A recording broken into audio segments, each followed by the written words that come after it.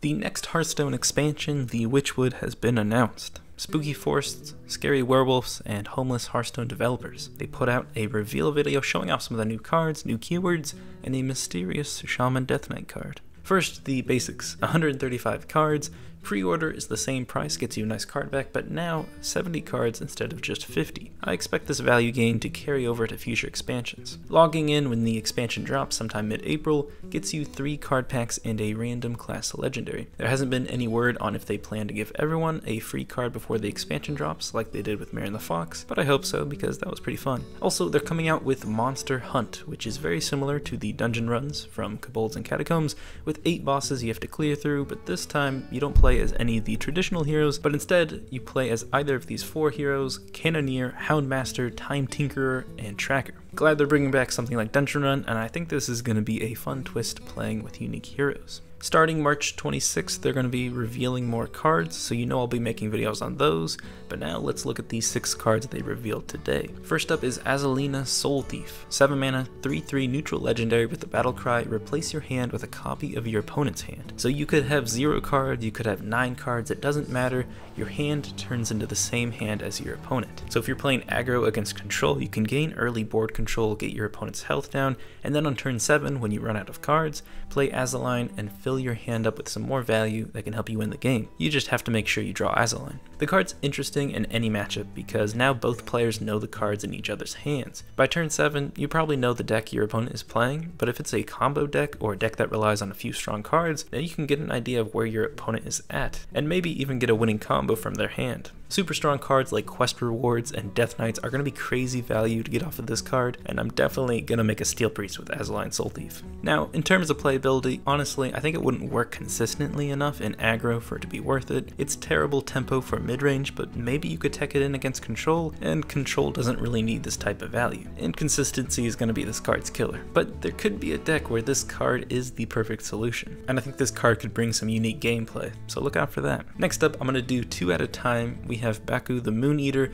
and Jen Greymane. Bakugan over here is a 9 mana 7/8 neutral beast where at the start of the game, if your deck has only odd costing cards, upgrade your hero power. This upgrade works like Justicar and only upgrades the basic hero powers, so no Death Knight craziness. And Jen Greymane is a 6 mana 6/5 neutral where at the start of your game, if your deck only has even costing cards, your starting hero power costs 1. So obviously these cards are very influential on how the deck is constructed. You obviously can't play both of these cards in the same deck, but the easiest comparison is the Reno, Kazakus, or Raza non-duplicate decks. These powerful Battlecry cards have a tough requirement of having no duplicates in your deck, but Baku and Jen are different in 2 ways. First, the actual rewards are less powerful.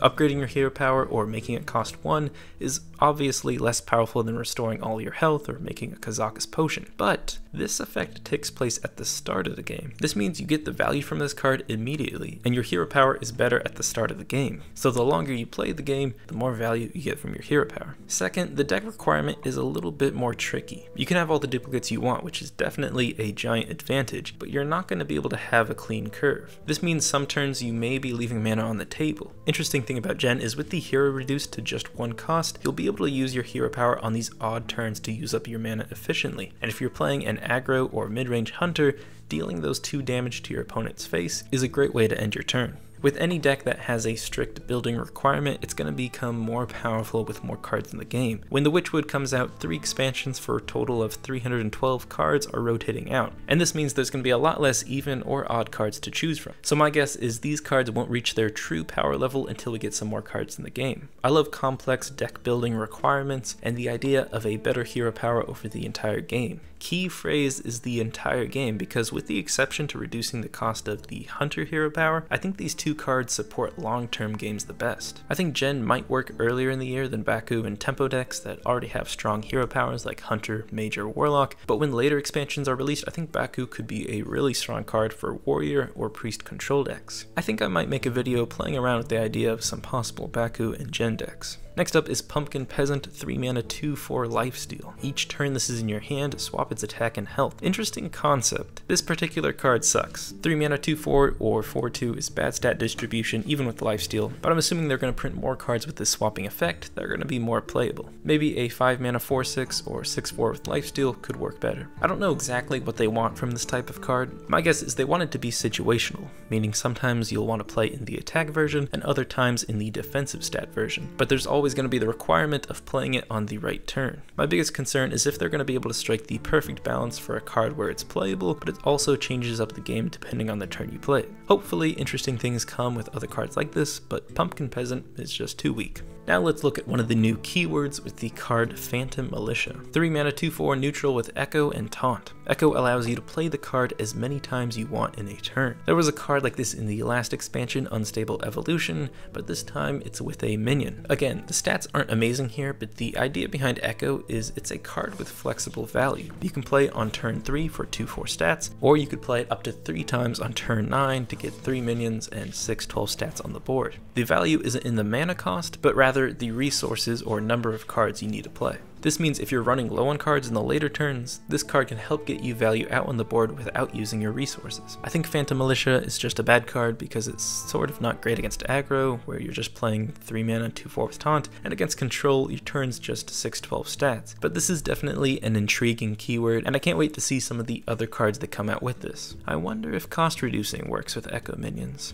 And last up is Militia Commander, 4 mana 2/5 warrior minion with Rush and Battlecry, gain 3 attack this turn. Rush is just like Charged Devilsaur, it's charge that can only attack into enemy minions. Now this does bring up the question of recruiting. Charged Devilsaur Battlecry prevents it from attacking the enemy hero, but when you recruit it, the Battlecry isn't activated and this lets you smork. But minions with Rush can only attack other minions when they hit the board via being played or summoned. They won't be able to attack the enemy hero until the turn after they've entered the board, so recruiting Rush minions won't be useful to smorkers. Again, I think it's the later cards they're going to reveal that will make this keyword really effective. Maybe a minion with at least 4 attack, Divine Shield, and Rush could be really great for trading. I don't even play Arena, but if the stats aren't booty, Rush cards are going to be good. And if they want to print charge-like cards, I think Rush is the way to go. But wait, there's one more. 8 mana Shaman hero card, Hagatha the...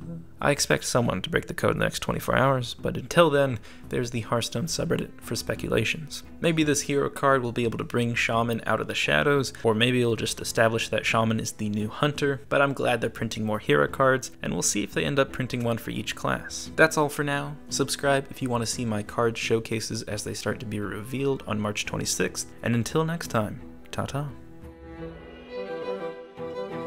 That's nice.